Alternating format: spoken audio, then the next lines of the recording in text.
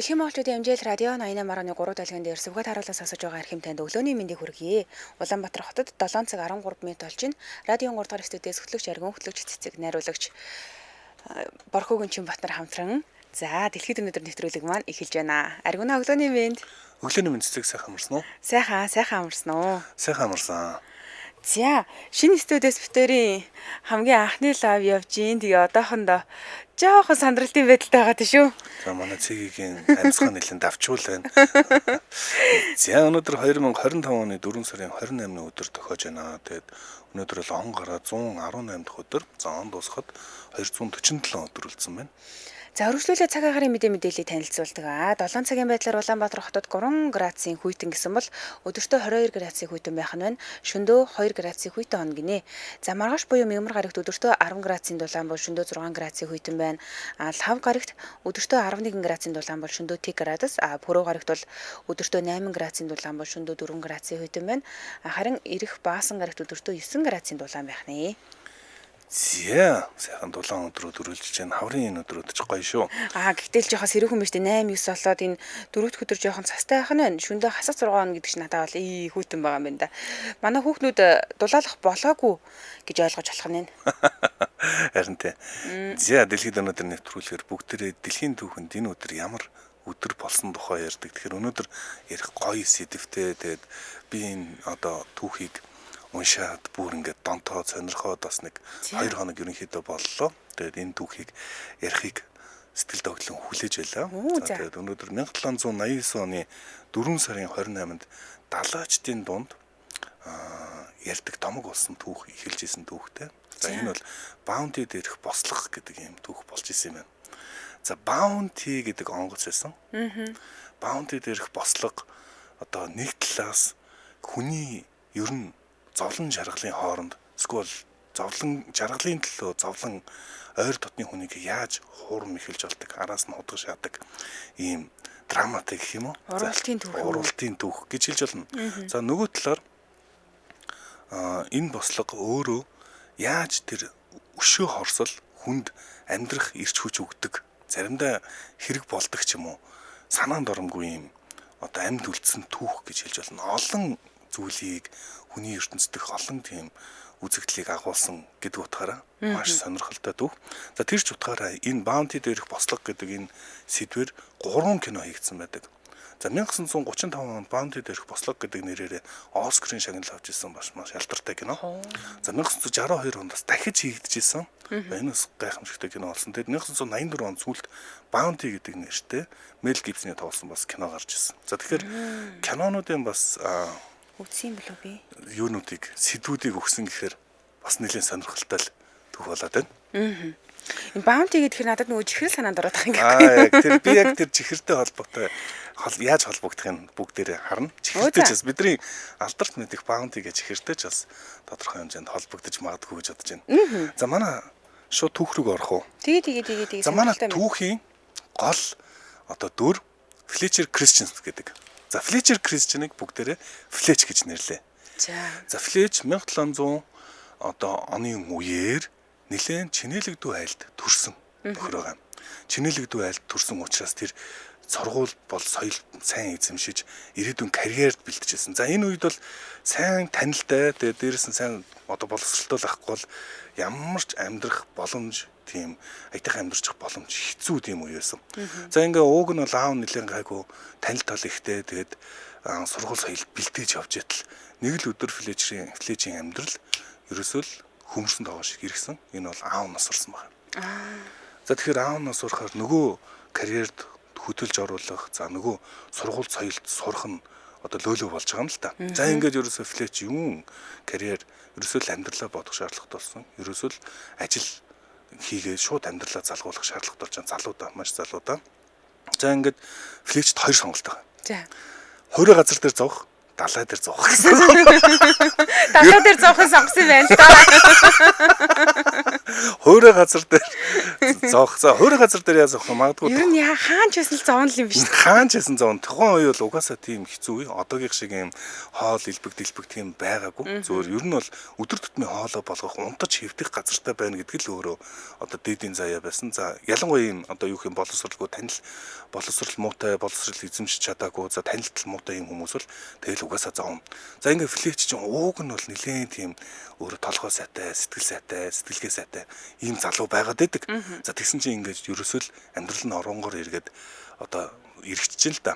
За ингээд хөрөө газар дээр хүмүүс яаж зовх юм бэ? За магадгүй одоо нүүрсний уурхаад ч юм уу. За тэгэл нэгэн байдлаар тэгэл одоо зовж эхэлнэ. Далаа дээр зовх нь илүү юм уу? Бас яг илүү гэж хэлэхэд зү далайн амьдрал маш хэцүү. Одоо тэн дээр чинь өдөр болгоны газараа байна. Зүгээр суухгүй зүйлгэн дээрс нь маш хахир хитүү сахилах баттай ийм газар. Тэгээд ерөөсөө хөөрөө эрг харахгүй хэдэн сар жилээр бас явах магадaltaй учраас тэр чинь бас зарим хүмүүст бол үнэхээр тийм амар биш шорон гэж үзэж болно. Гэхдээ далаад давуу талууд байна л да. Магадгүй илүү олон газар үзнэ. Очиж үзээгүй газруудаар үзнэ. За хоёрдугаарт нэр хүндийн асуудал байгаа. Ягаад тэгэхээр Европын эдийн засаг, Европ ягаад энэ ноёлсон шалтгаан далаатай холбоотой. Ерөөсө далайгаар л дамжиж ноёлсон. Тэгэхээр далайд хүчин зүтгэж яана гэдэг бол энэ одоо улстай хүчин зүтгэж илүү хүчрхэгжихт гар бие оролцож байгаа хамгийн том бодит хувьд нэмэр байсан гэж хэлж болох юм. За ийхүү флеж маань далайчин болж таарах нэ, далайчин болсон. За ингээд ийм нэг үг гэдэг юм байна. Хүмүүс далайд гой болохоор яваагүй маа, гардгүй байсан юм аа. Хөрийн газар дээр илүү хэцүү болохоор далаараа гардаг гэсэн юм аа гэдэг. Тэгэхээр ер нь арай жоохон амархан сонголтын тухайд тийм байсан юм уу? арай гайгүй. За тэгээд далаа дээр гараад тэр чинь хідэн сар жилээр эмэгтэй хүнийч царай харахгүй тэгээд нэг хідэн харчуудтайгаа тэгээд дээрэс нь ингээд нийлэх загинсан одоо ахмад тарчул за тэгээд дуус. Ер нь л нэг хэцүү амьдралтай. Тэгэл өдөр болго нөгөө л нэг хоолоо загсны шүлөө уугаал. Тэгэл нэг зүгээр суухгүй зөөлгээд ер нь нэг иймэрхүү амьдралтай. Далайн шуурга мурга гэл болвол өстой өхөл амьдралын заг дээр ирлээ. Шуурган ч одоо дүүрж мэдгүй. Би одоо төсөөлөхөөр ер нь за флечиг залуу одоо юм ирээдүйн их гэрэлтэй харагдчихсан. Би ингээд гайгүй амьдрал, гайгүй карьер эхлүүлэндэ гэж бодож исэн залуу гинт далаачин болох тийм амар байгаагүй байж магадгүй. За ингээд манай түүхийн нөгөө гол дүр Ахмад Вильям Блайтай флеч таарлцсан байгаа юм. Ахмад Вильям Блайн доор далаачин болсон гэж хэлж болно л да. За түүнийг Ахмад Виль гэд бүгдээр нэрлэжээ. Ахмад Виль одоо юу байгаа юм? Их тийм хахир хатуугаар алдартай. За ёстой аашны дулам аимшигтайсэн байгаа. Гэхдээ одоо Вилийг манай хинийг флечийг болохоор их тийм сэтгэлгээтэй гайгүй залуу гэж одоо хоорой хүүгээ гэж бодоод өөрт авсан. Гэхдээ ийм хахир хатуу хүмүүс чинь хайр нэг тийм сонин байдлаар бараг илүү чангалаад байдаг тийм талтай юм шиг байлаа шүү дээ. Одоо хахир хатуу хүмүүс чинь флечийг өөрийнхөө хоорой дуу ивэлдэ авсан. За ивэлдэ аавна гэдэг бол илүү чангалсан гэж хэлж болно. Гэхдээ уг нь бол флечийг цаг хугацаанаас өмнө одоо дэмжиж янз янзын далайн хахир хитүү амьдралд одоо татан оруулж дэмжиж одоо илүү хурдан цагаас нь илүү хурдан одоо тушаал ихүүлсэн. Одоо манайхаар бол одоо хошууц солонд хүртэл маш богино хугацаанд залуудаа ингэж хүргэсэн байна. Гэхдээ флечийн хувьд энэ тийм чухал байсан уу гэдэг нь бас асуудалтай тийм. Өөрийг нь хайрлаад байгаа юм шиг байна. За энэ залуу ирээдүйдээ би чамааг өөрийн юм болгоно гэж тэнгүүтээ чи юм уу арчаагүй новш янз янзаар хэлдэг байсан байгаа. Чи юм уу арчаагүй ёстой үгээгүй тэнэг амьсгаа юу гэдгийг одоо тэгэл тэр чин далайн ирчүүдийн дундах тийм хатуу байгаар дэглдэг байсан гэх юм уу? Аха. Гэхдээ ингээд л альбан тушаал ахиж мөхөд ингэх юм бол бас жоохон гадралдаг байсан байх. Наана ингэж хатуурхдаг гэсэндээ цаана бас надад гайгүй юм байна да гэдгийг мэддэг байсан хэлэхгүй. Мэддэг байсан бидний яаж гэдэг тэрийг яаж байна. За би зүгээр юу хэлэх вэ гэхээр флеч энийг мэдэрдэг байсан үгүй юу? Гэхээс илүү флечд энэ амьдрал таалагдчихсан уу гэдгийг нэг сонирмсэн юм шүү. Миний зүгээр ингээд ойлгосноор бол флеч хэдий ингээ Ахмад Блай өөрийгөө Вильям Блай дэмжиж байгаа ч гэсэн тийм амар байгаагүй. Энэ түүний ерөөсөө хүсэж исэн амьдрал биш гэдэг нь ойлгомжтойсэн. Яг гэвэл тэр чинь боловсрол эзэмшсэн ирээдүй илүү том юм харж исэн чинь гинт ингээл нэг хавханд орсон юм шиг нэг юм далайн юмд өдөр болгоны юм зүлгээл суурна гэдэг тийм амар байгаагүй лавтай байх тийм. За хамтран ажиллагчаа танилцуулаад эргээд түүх рүүгээ эргээд орцгоё. Манай нэвтрүүлэгтээ Япон жанрыг найдвартай, баталгаатай албан ёсны газраас нь аваарай. Ураатай Bridge Motors хамтран ажиллаж байна. Тохитохын дээд Tokiko амортизаторыг битэр өнөөдөр танилцуулнаа. За Bridge Motors компанид Tokiko амортизаторыг 2017 оноос хойш яг аль биесны эрхтэйгээр 8 дахь жилдээ борлуулж байгаа. Тэгээ Bridge Motors компани нь өөрийн Suzuki засварын төв дээрээ үнгүй суйрлуулалт хийгээд үйлдвэрийн баталгааг бас олгож байгаа юм байна. За тэгвэл энэ Suzuki засварын төв нь ерөнхийдөө ийм нөгөө маш олон засварын төвүүдтэй хамт байгаа нь ур чадвар сайтай маш олон инженерүүд байгаа. Дээр нь механикчд байгаа. За тэгээд энэ 10-аас дээш жил ажилласан ажлын туршлагатай хамт олон гэдгээрээ давуу талтай юм байна. За тэгэхээр 7-д Японд үйлдвэрсэн 10 автомашин 7 Tokiko гэх гэж байна. Ястаа мдэггүй юм байна. Зөө. За тэгээд эдлэгийн удаан эдийн засаг тэмнэлтэд 80 гаруй жилийн түүхтэй Япон брэнд бол Tokiko брэнд. Тэгэхээр хаяг байршлын би хэлээд үгүй 4 салбар байна. Suzuki засварын төв нь Jukuwi музейн урд гэдэг юм байна. За ингээд Tokiko амортизатор гэдээ байгаа. За дээрэс нь Япон амортизатор нэртэй хангаа утхны замын эсрэг талд нь шин замын дагуу нэг салбар байгаа бол Odstar авто сервис сансрын ийм артын 3 давхурд салбар нь байна. За мөн Deluxe авто центр буюу хорооллын эцэст байдаг энэ салбаруудаар Tokiko амортизаторыг худалдаж байна. За тэгсэн Tokiko амортизаторыг тусгайлан бэлтгэсэн зам дээр эхлээд дурштай юм байна. Тэгээ машины төрөл бүр дээр төвшиж үзээд дараа нь ингээд тус бүртэнд тааруулж тохиргоог нь хийдэг ийм амортизатор байна. За илүү дэлгэрэнгүй мэдээллийг 95T5 5533 гэсэн дугаараас болон 94T7 5533 гэсэн дугаараас авах юм байна. За юуны түрүүнд бид нөгөө хамгийн амархан хэлбэр аргаар бол Tokiko Mongolia гэдэг Facebook хуудаснаас нь мэдээллийг авчих боломжтой юм билээ. За баярлалаа. Тухын дээд Tokiko амортизатор манай нэвтрүүлэгтээ хамтран ажиллаа. Баярлалаа. За бүгдээр Bounty дээрх бослог гэсэн гайхамшигтай гэх юм үнэхээр бас сонирхолтой түүхийн талаар ярьж байгаа. За тэгээд Fletch за инхүү далаач болсон. Тэгээд Will гэдэг ахмадын доор энэ хоёр ингээд далайнд гардаг болсон. Тэгээд 1788 онд энэ хоёрт нэг нь ажил орж ирсэн. За тухайн үед бол мэдээч боолын хөдөлмөр их эн тэндгүй эрхэлдэг байсан. Карибын арлуудад боолуудыг авчираад хөнгөн тайралан дээр ажилладаг байсан. Гэхдээ боолууд ч нь бол үхчих болохгүй. Тэднүсийг хооллох хэрэгтэй. Хооллохдоо одоо ямар бифштексээр хооллох хэрэгтэй нэш. Ер нь бол хямдхан тийм илчлэг сайтай тийм тижээллэг хоол олох хэрэгтэйсэн. За тэгээд ийм тижээллэг хоол breadfruit гэдэг нэртэй ийм жимс үүд юм байна. За энэ ямар фрукт юм? Breadfruit. За одоо монголчууд бол одоо талхан жимс гэх юм уу? Одоо тийм. За тийм нэртэй одоо манай найруулагч бол зургийг бас өгөх байх. Breadfruit гэж ямар зураг байдаг юу гэдэг вэ? Одоо жимс байдаг вэ гэдэг. За breadfruit бол боолуудын дунд маш алдартай. За одоо ийм юу сайтай тижээл сайтай мөртлөө одоо хөрх юу юм бэ л дээ хямдхан олноороо олддог ийм жимс юм байна. За энэ жимсийг эднүс хаанаас олох хайхаар болсон бэхээр олборлох болсон бэхээр Tahiti арал дээрээс. За Tahiti арал. За энэ Tahiti-гийн талаар бүгдээ гоё ярина. Тэгээд Tahiti-д breadfruit бол ихээр ургадаг. Тэнд байрлаад 1000 мод breadfruit цуглуулах үүрэг аваад Bounty хүлэг дээрээ 44 залуучууд инхүү Tahiti-г зарсан байгаа юм. За ингээд эн чинь бас нэлээд хол замаар явж хагаад одоо энэ харуулж байна те breadfruit гэдэг. Ийм жимс юм уу те. Энийг тэгээд их сонь тийм шатааж халааж малааж байгаа л иддэг юм шиг үлээ. Би бол амсч байгаа төстэй юм шиг мөршлөнгөөсөө хэлбэр нь арай өөр юм. За тэгээд энэс явж хагаад бөөн юм болж очиж хагаад Tahiti харал дээр газар одоо хүл тавьбаа. За чи ихэнх нь залуучууд байгаа. Ахмад Плаяс бусд нь бол Ахмад Вилээс бусд нь бол залуучууд. За ингээд Tahiti дээр тавьж үзсэн. Манай найруулагч Tahiti-гийн зургийг нэг харуулах байх. Би түрүү хэлжсэн Bounty энэ чинь хөлгийн нэр нь Bounty шүү дээ. Bounty гэдэг шоколадыг энэ түүхээс сэтүүлсэн байж магадгүй гэж би бодсон. Гэтэ би сая хайсан өгүүлэлээ л дээ. Гэтэл би тэгж бодохыг хүсэж байгаа. За Bounty гэдэг шоколадны рекламыг үзчихсэн үү? Санахгүй байна. За Bounty гэдгийг би ингээд санахаар Оросын телевизүүд дээр гарахаар юу гэж рекламдаг байсан бэхээр энэ бол Райскийн наслаждение буюу Деважингийн одоо мэдрэмж гэсэн тийм одоо байдлаар рекламддаг. За Tahiti арал бол одоо яг энэ номхон талаа яг тэг голд ойр хавийн юм том их газруудаас аслагдсан. Тэгсэн мөртлөө ийм арал ихтэй Деважингийн арал гэсэн байна. Одоо энэ харуулж байна. Бурхан минь. Ямар гоё өнгөтэй юм. Tahiti бол угаасаа энэ дэлхийн Деважин юм байна. За ягаад Деважин гэдэг бүгд 2 3 юм яриа. Нэгдүгээр Дахиадын арал дээр энэ брэд фрут байтугай зөндөө олон жимс нэг бэлэн байждаг.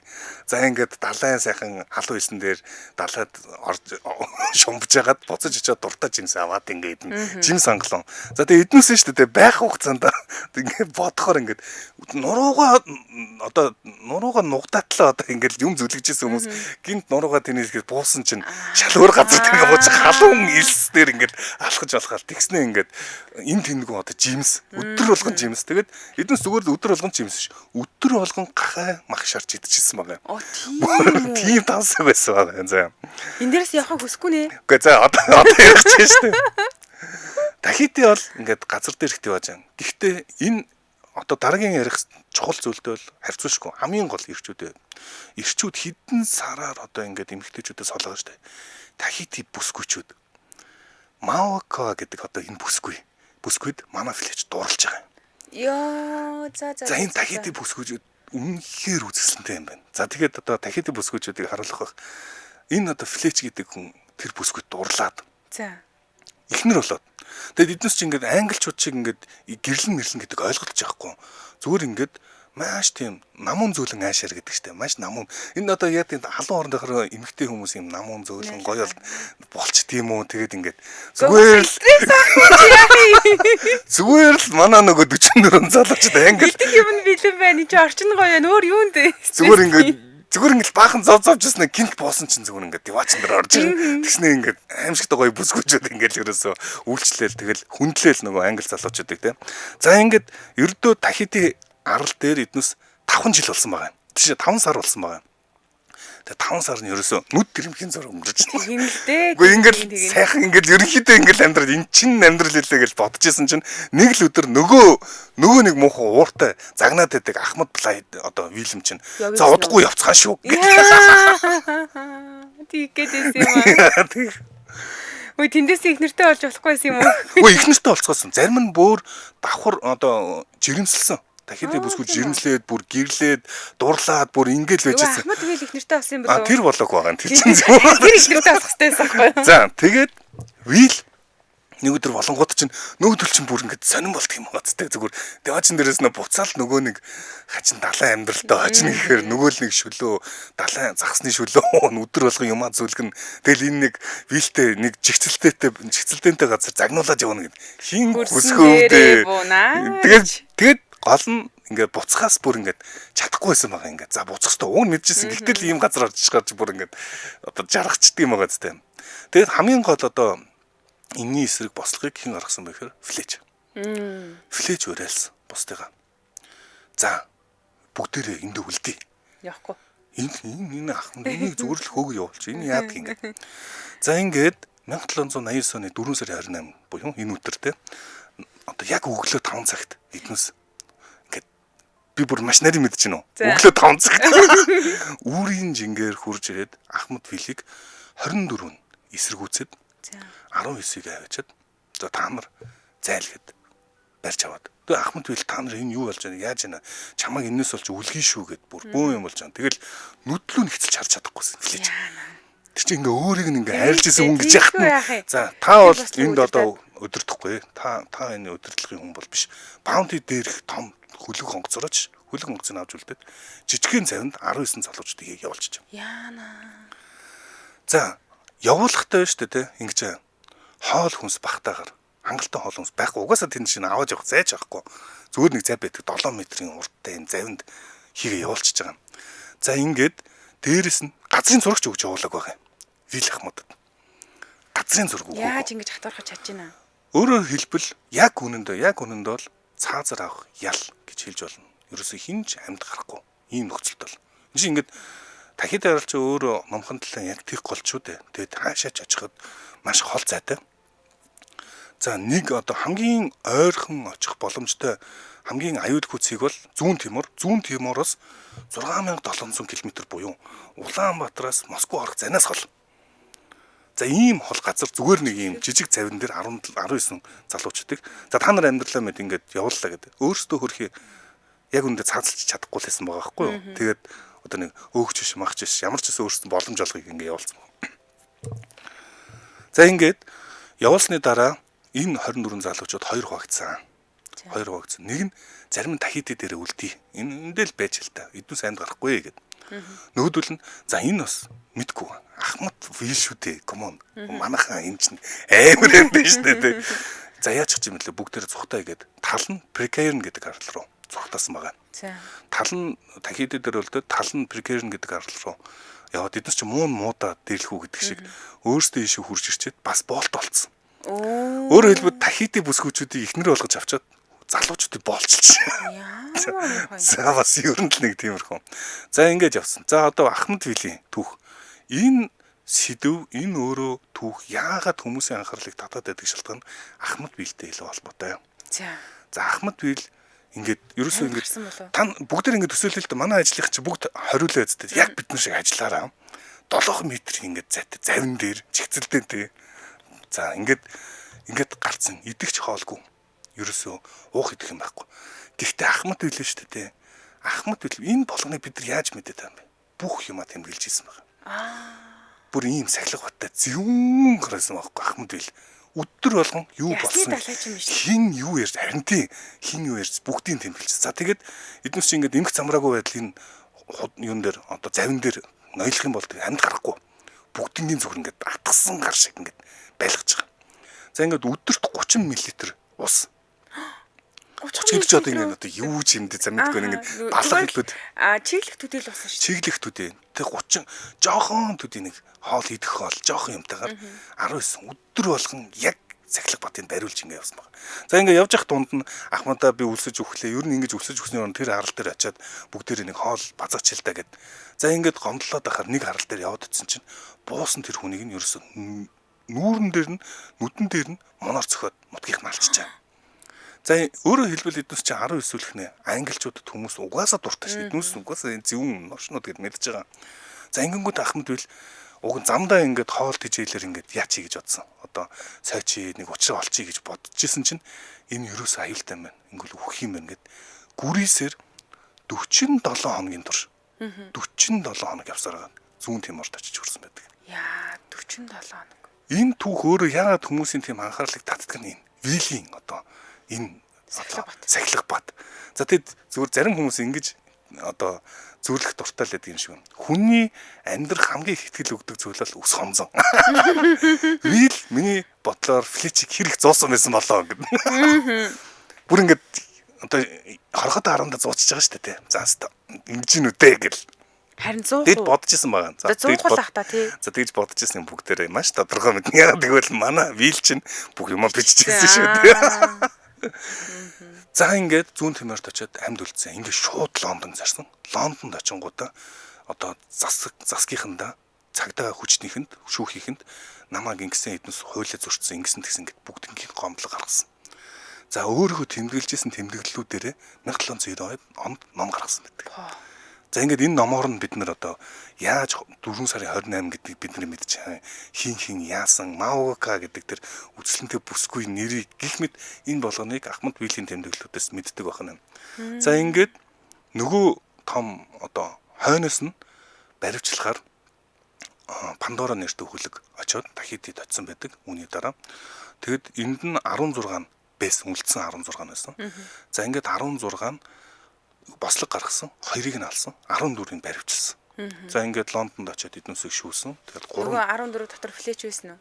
Одоохон. Тэгээд за 14-ийг Лондонд руу авчираад 3-т нь одоо цаазын ял оноосон. За үлдсэн нь бол гайгүй үлдсэн юм байлээ. Өөрөөр хэлбэл энэ болгон нарийн хин ясныг нь вил тэмдэглэлээсэн болохоор вилийн тэмдэглэл дээр үнэлж бүх юм явагдаж байгаа байхгүй юу те. За ингээд Тахити арал дээр бол флеч байгаагүй юм. Флеч нөгөө Pitcairn гэдэг арал руу явсан. Гэхдээ флечээс сураг байхгүй. Pitcairn арал дээр бол тэрнээс байгаагүй.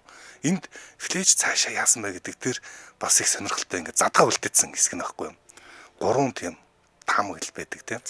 За нэг нь мэдээж яриг флеч бол Pitcairn-аас цаашаа яваад өөр арлуудаар ингээд амьд үлдсэн гэж байгаа. Нөгөөх нь нууцаар флеч буцаж ирээд Лондонд өргөжлүүлж амьдсан гэдэг. Гэтэ хамгийн магадaltaй бид түрүү хэлжсэн да Тахити бүсгүүчүүдийг авч ихнэрээ болгочоод Тахити залуучуудыг боолчилсан гэдэг. Тэр залуучууд чинь зүгээр нэг боолчлогдоод байхгүй шүү дээ. Тэднээсээ халуулсан байж магадгүй. Нууц юм шүү гэж. Нэг тийм хувилбар байдаг. За ямар ч Эсвэл өөр арал дээр очих гээд гэсэн чинь нөгөө арлынх нь хүмүүс нухсан юм шүү. Тэр ингэ. За ямар ч тач 1800-аад оны 1803 4-р онд одоо Англиас очсон хүмүүсийн прекерн болон Тахитын арал дээр очиход ийм ирлиз хүүхдүүд байсан. Гэтэ тэднээс одоо маш гоё амьдарч ирсэн. Тэгээ ямар ч асуудалгүйгээр ингээд амьдралаа өргөжлүүлж ирсэн учраас эднэстэй оролцолтод хэрэггүйгээд орхисон байгаа.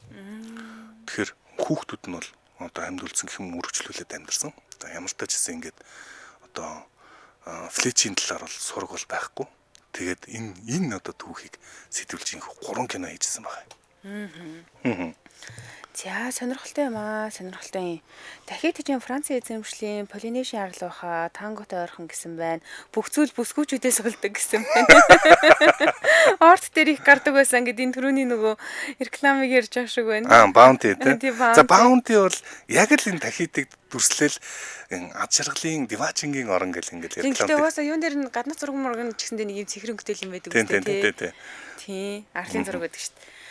За сонирхолтой. Хоёулын нэвтрүүлгийн хамтран ажиллагчаа танилцуулаад үргэлжлүүлье. Улаанбаатар хотод 7 цаг 39 минут Gift of Health гэсэн үрэйтайгаар Turkey Ocean брендийн тусал хэлбэрийн төмөр хамтран ажиллаж байна. За 2004 оноос хойш байгалийн гаралтай түүхийд ашиглах хүний бие тусдаа нэмэлт бодис агуулгын бүтээгдэхүүнийг Gift of Health гэсэн үрэйтайгаар одоо хэрэглэгчд санал болгодог юм бүтээгдэхүүн. За тэгэхээр одоо бид өнөөдөр тэр тусал хэлбэрийн төмөр гэдгийг танилцуулнаа. Энэ яг яад юм бэ? Юу болт юм бэ гэдгээр ингэж байгаа. Липосомал бүтэцтэй учраас шимэгдэл сайтай байдаг. За тэгэхээр витамин С заавал нэмэлтээр хэрэглэх шаардлагагүй байд юм байна л да. За тэгвэл липосомал гэж юу яриад байгаа юм бэ гэсэн чинь ингэж байна. За энэ болохоор төмрийн жижиг липид одоо липид гэдэг чинь тос гэсэн үг шүү дээ тийм ээ. Энэ хэсгүүдээр ингээд хаагаад тэгээ ходоодонд бусад бодисуудтай харилцан үйлчлүүлэхгүй байх боломжийг олгодог юм байна. Тэгээ липосомын хэлбэр нь болохоор төмрийг цуснд илүү их шингээхэд туслаад уламжлалт төмрийн нэмэлтүүдээс илүү бага хэмжээний гидсний эмгэг одоо жишээлбэл бөөлжих ходоод өвдөх гэх мэтчлэн ийм бага хэмжээний эмгэг үүсгдэг гинэ. За тэгэхээр бидэх хүчил төрөгчийн хэвийн үйл ажиллагааг бас дэмждэг. Эрч хүч одоо үүсгэх хэвийн бодисын солилцоог дэмжин бидэх хүчил төрөгчийн хэвийн тээвэрлэлд хувь нэмрээ оруулдаг. За ийм ач холбогдолтой бүтээгдэхүүн. За Ocean Segment гэдэг та бүхэн вебсайт руу хандах хэрэгтэй. Энд нь Ocean одоо брендийн бас өөр зөндөө олон гайхамшигтай бүтээгдэхүүнүүд байдаг. Энэ бүтээгдэхүүнтэй дэлгэрэнгүй танилцаад бас захиалга өгч болох байх. Харин та очиж үйлчлүүлмээр байвал Ocean Mongolia очиж үйлчлүүлэн гэвэл эмийн сангуудаар худалдаалж байгаа бүх эмийн сангуудаар Ocean брендийн бүтээгдэхүүнүүдийг худалдаалж байгаа. Ocean Mongolia гэдээ хайвал Facebook хуудаснаа та бүхэн ороод дэлгэрэнгүй мэдээллийг аваарай, лайк дараарай. Харин утасны дугаар нь 8858 1311 юм байна. 8858 1311 8874 1311. За баярлаа.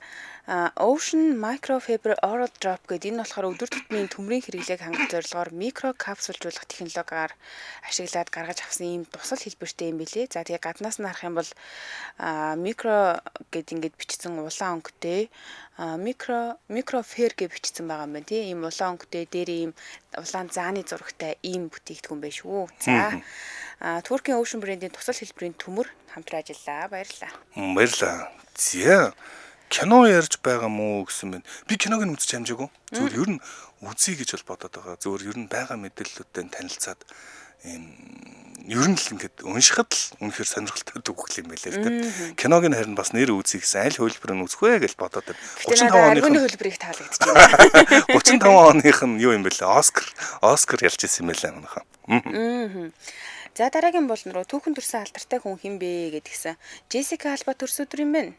Өнөөдөр 44 нас хүрч байгаа гэж шүү дээ. За. Бидний багын л өстой янзын хичээлээс одоо 44 хүрч байгаа юм байна. Жинхэнэ хүмүүсийг жинхэнэ дахид болно. Дахид болно гэдэг нь дэрхтээ. Бид нэр Джессика Альбаг алдартай жүжигчин гэдгээр нь мэддэг шүү дээ. Тэгэхээр сүүлийн үед юу гэж танигдаад байгаа гэсэн чинь алдартай бизнес эрхлэгч гэдгээрээ танигдаад байгаа юм байна. Тийм энэ чинь нэг коо сайхны бүтээгдэхүүн гаргалаа. Коо сайхан тэгээд нөгөө юу юм байна? Гэр ахуйн бүтээгдэхүүн үйлдвэрлэдэг болсон юм байна. Тэгээд сүүлийн үед энэ бизнесээрээ нэлээд алдартай явж байгаа юм байна. 1981 оны 4-р сарын 28-нд Калифорни мужийн Понона хотод төрсөн гинэ. За тэгээд ер нь багасаа л ингээд жүжиглэх хоббитэй байсан. Хөөрхөн байсан болохоор ч тэгээд дөнгөж 13 настайд Camp Nowhere гэдэг юм кинонд тоглосон гэж 1994 онд. За ингээд цаашаага алдартай кинонуудад тоглосон байдаг ч 2000 онд Джеймс Камероны Dark Angel гэдэг цуврал голдуу бүтээгээд тэгээд ингээд олонний танил болоод Dark Angel чинь л одоо яг хүмүүс олон гаргаж ирсэн кино. Тэгэхдээ тэр цуврал байсан. Тэгээ энэ 16 7 байсан юм уу? Хэдтэй байсан юм бол Jessica. 2000 он гэдэг чи одоо 81 оных гэдэг чи хэдтэй? 19 нас нурцсан. За гэхдээ тэрэн дээр одоо ингээд бариу хувц өмсөж гарч ирээ. Би киног нь үзэж байгаагүй. Гэхдээ нөгөө рекламанд баймаа үздэг хгүй Star TV-гээр гаргадаг гэсэн. Тэгснэ ингээд бариу хувцтай аимшигэн царайлаг бүсгүй гарчсан. Bite me гэл. Намайг хазаач гэдэг юу гэдэг ингээд. Гэтэ сониноос бүр ингээд үнэхээр царайлгаасаа болж ингээд нэг юм сонин үйл явдалд одоо юу гэдэг сонин юм шүүмжлэлд өртөжсэн юм байна шүү дээ. Тэгсэн чинь нөгөө Fantastic Four гэдэг кинон дэр бас ингээд нөгөө бариу хувцтай амар гоё байдаг шүү дээ тий. Тэгсэн чинь ингэж энэ киноны зураг авалтын үеэр найруулагч Team Story ингээд хэлж ийн л та Jessica Alba хитрхи их мэдрэмжтэй уйлаад байна гинэ. Энэ болохоор драм биш ээ. Чи ингээд нэг юм драмын тайзан дээр байгаа юм биш ээ. Хитрхи ингэж амар их хүчилж уйлахаа болоод өгөөч ээ. Зүгээр л чи хүмүүст хөөхөн харагдаад ганцхан нүдэндээ ганцхан ширхэг тусалтай л байхад тус нөлөөстэй байхад болоо гэд.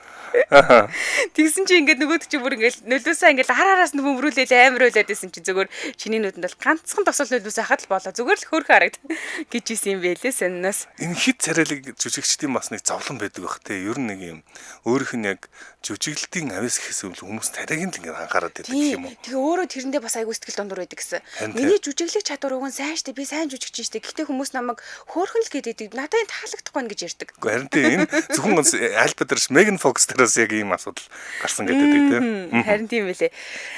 Нэг сонирхолтой юм гэсэн чи яг ингээд нөгөө гарал үүслийн судалгаа бол Мексик, Дани, Франц, Канада гаралтай гэж байна. За. Тэгээ багтаа ийм нөгөө аллерги болон астма өвчнөөс болоод маш олон удаа эмнэлэг твтчихсэн гэж байна. Тэгээ дээрэс нь одоо тэр нөгөө хоёлаа сүүл бизнес эрхэлдэг болсон гэдэг ааштай 2011 онд Onst компани нэртэй байгаль дээлтэй хүүхдийн бүтээгдэхүүн болон гэр ахуйн бүтээгдэхүүн үйлдвэрлэж эхэлсэн байгаа байхгүй юу? Тэгсэн чинь компани нь ерөөхдөө 1 тэрбум $1 үнэлгээтэй болсон юм байна. Тэгэд эннээсээ болоод бас нэрээ нэлээд шүмжилт Уг нь бол Jessica Alba яг ингээд Холливуудын одоо дундаа хамгийн нэр цэвэртэй олон хүнтэй орооцолддоггүй ямар нэгэн сенсацид өртдөггүй нэр цэвэр юм жүжигчин гэж байгаа байхгүй. Гэхдээ яг ингээд сүүлийн үед юунаас болж ингээд анхаарал төртөөд яагаад ийна гэдгсэн чинь яг л ийм нөгөө бүтээгтүүнүүдтэй холбоотой танах одоо байгалийн гаралтай гэсэн мөртлөнгөөс химийн орчин найрлагатай юм зараад штэ гэдэг ч юм уу те. Эннээс болж нэлийн л асуудал өртдөг юм байна. Тэрнээс бусдаар бол айгүй цэвэрх юм билээ. Айгүй цэвэрх. Гэхдээ хамгийн сонь нь Jessica Alba ч нөхөртөөс салсан санаж байна. Тэгээ хараан тавьсан юм шиг үлээ. Ямар хонч бацсан. Би тэгж одоо сонсч байсан санаж чинь зүгээр тухайн үед би юу гэж ягаад энийг санаад байгаа гэхээр нөө Jessica Alba хүртэл хараар тавьчих та нар зөвхөр хууцсан л тийм комментар. Тэр нь одоо нөгөө Cash Warren гэдэг энэ хүн юм бахта ми нөгөө юуг нь уншижсэн чинь намтрыг уншижсэн чинь продюсер Cash Warren гэдэг хүнтэй гэрлээ. Тэгээ 3 хүүхэдтэй болсон гэж хэлсэн байсан. Тэгээ яг нэг тийм хараар тавьсан юм гарч ирсэнгүй чи яг хаанаас юу сонсч боо. Тэгвэл би буруу сонсон байж магадгүй. Гэхдээ Jessica Alba бусад бас олон хүмүүс ингээд маш үзэсгэлэнтэй их нэртэй мөртлөө тийм тохиолдол бас space ингээд өндөө байдаг тийм. Тэмүүлэн Батболд ингэсэн байна. Намайг хөөрхөн гэх нь таалагдахгүй ингээд сууж байх юмсан гинэ. Нэг жок өгдөө штэ өнөөдөр Жэтэй таарлаа 2003 он байсан бол би амар баярлах байлаа гэж гинэ Jessica Alba. За ийм нэг товч намтар нь байна. Энэс гадна дахиад түүхэн төрсөн нэг алтартай өнөөдөр би нэг 3 ийм юутай ирсэн. Товчхон намтартай ирсэн. Carl Berry Sharpless гэдэг ийм хүн төрсөн. Энэ хүн болохоор яагаад онцолж ярих болсон гэсэн. Нобелийн 2 шагналтай байна. Хошоо шагналтай хиймчгүй юм байна. За. Хошоо шагналтай хүмүүс ч айгүй цөөхөн мэддэг штэ тий. Тэгээ энэ болохоор Америкийн хиймч, органик хийм за ялангуяа тийм click chemistry гэдэг ийм төрөл салбар айгүй сүүлийн үед хөгжөөд байгаа гинэ. Би сонсоогүй яагаад ийм юм гараад ирвэ? Юу болж байгаа юм бол гэсэн чинь click chemistry гэдэг нь ингэдэг гэж байна. Маш хурдан хэлбэр аргаар молекулуудыг хооронд нь холбочдөг ийм арга гинэ.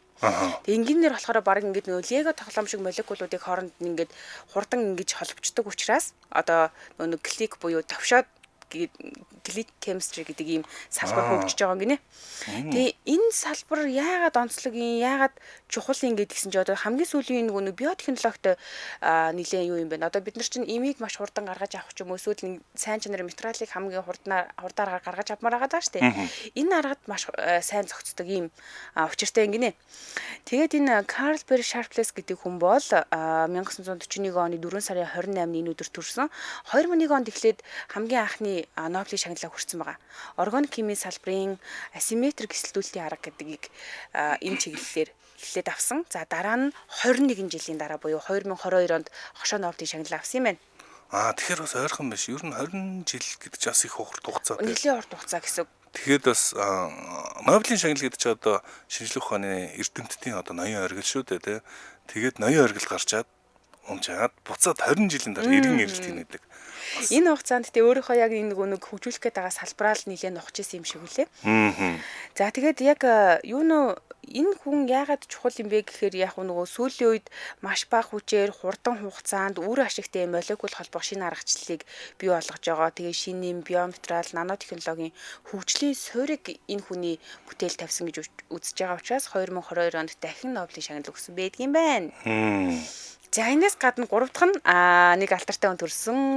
Ferruccio Lamborghini гэдэг юм хүн төрсөн байна. Lamborghini. За энэ ч болохоор Италийн алдартай бизнесмен инженер хүн байсан шүү дээ, тийм ээ. За энэ Lamborghini Ferrari хоёрын хоорондох яриа бас домог үстэй тий. Тийм. Ер нь бол энэ хоёрын хооронд хэрэлцэн тэр хэрүүлчин Lamborghini брендийг бий болгосон гэнэ. Тийм, брендийг бий болгохоос гадна ер нь яг нөгөө юм спорт машины хөгжлийг тэр чигээр нь тодорхойлсон гэдэг юм байна.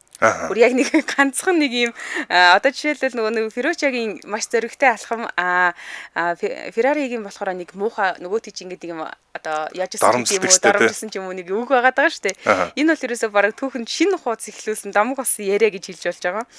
За яасан гэдгсэн ер нь анхнаасаа л энэ Ferruccio Lamborghini гэдэг хүн машин механик зэмд дуртай хүн байж л дээ. Тэгээ дэлхийн 2 дугаар дайны үед ерөөсөө нөгөө цэрэгт явангуудаа тэндээ техник засварлаад хөгжүүлээл ингээд байжсэн түүний яг юм инженерийн чадварыг нь улам нэмэгдүүлж өгсөн байгаа.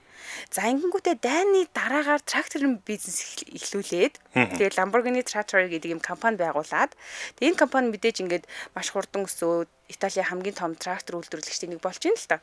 За үүнийхээ хажуугаар Ferruccio спорт машинд маш дуртай байжээ. Тэгээ Ferrari зэргийн машин ундаг байсан юм байна. Тэгсэн чинь ерөнхийдөө энэ Ferrari-г унжихад ингээд ийм доголдол айгүйх гардаг байсан юм байна л та. Эд ангийн доголдол гараад тэгээ тэрэнд нь ингээд нэлээд сэтгэл дондор. Тэгээд энийг шүүмжлэх гээд нөгөө нэг Enzo Ferrari руу залхангуудаа хэлсэн байгаа. Одоо энэ танаа энэ бүтээгдэхүүн чи өстой биш ээ. Яахаар спорт машин юм бэ гэдэг. Тэгээ хоёр одоо ингэж нөгөө маргаж байгаа шүү дээ тий. Тэгсэн чинь маргасан чи ингэж Enzo Ferrari болохоор чи трактор үйлдвэрлэгч үсттэй машин спорт машины талаар чи юу юугаа мэдтий.